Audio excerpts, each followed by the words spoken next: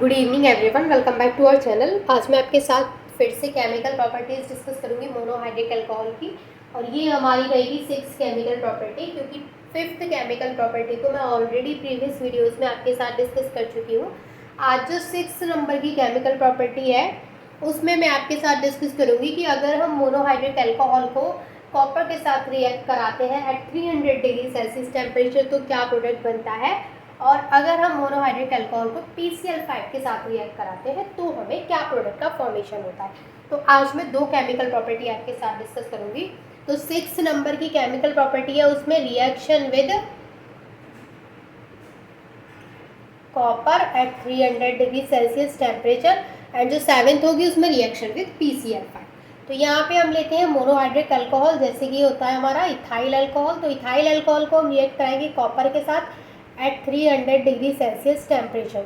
तो यहाँ पे क्या है कि सबसे पहले तो आपको जो कंडीशंस है उनका ध्यान रखना होता है कि यहाँ पे जैसे 300 डिग्री सेल्सियस टेम्परेचर मैंने बोला है, तो ये इंपॉर्टेंट पॉइंट है इस रिएक्शन का।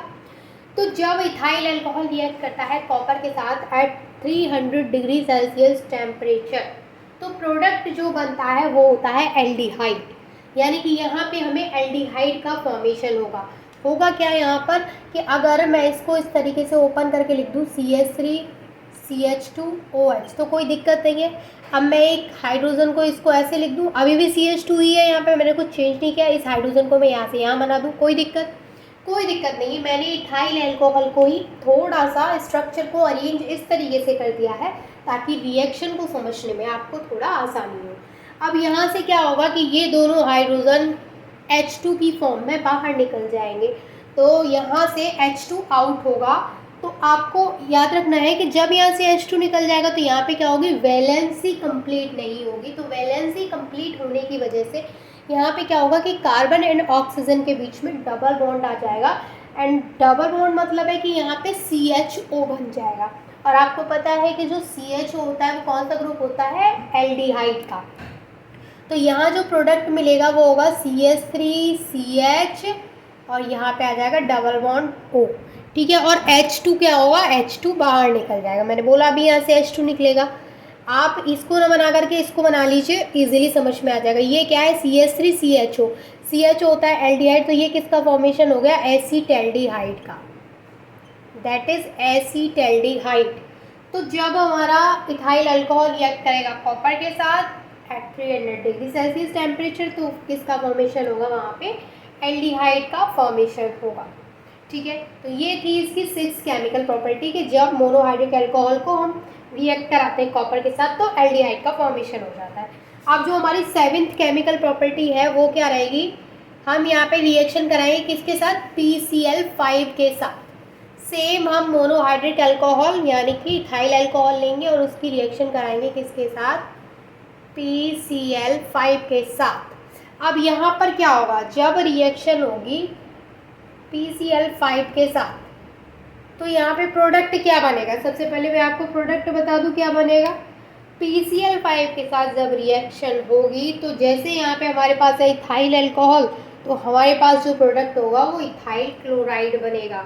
यानी कि यहाँ पे जो प्रोडक्ट का फॉर्मेशन होगा वो कैसा होगा, हेलोजन जुड़ जाएगा, C2H5 में से OH हट जाएगा और उसकी जगह पे हेलोजन जुड़ जाएगा। तो हमें जो प्रोडक्ट का फॉर्मेशन होगा वो होगा इथाइल क्लोराइड का। अब यहाँ पर होगा क्या वो देखिए, यहाँ पर जो PCl5 है सबसे पहले क्या होगा कि यहाँ जो C2H5 है वो तो एज इट इज़ ऐसे ही आ जाएगा, C2H5 और OH यहाँ से हट जाएगा और उसकी जगह पे एक क्लोरीन यहाँ जुड़ जाएगा। तो ये तो फाइनल प्रोडक्ट जो हमें चाहिए वो मिल गया कि यहाँ पे मतलब चाहिए तो कुछ भी नहीं, हम तो सिर्फ ये देख रहे हैं कि जो रिएक्शन रिएक्ट की है PCl5 के साथ तो क्या बनेगा।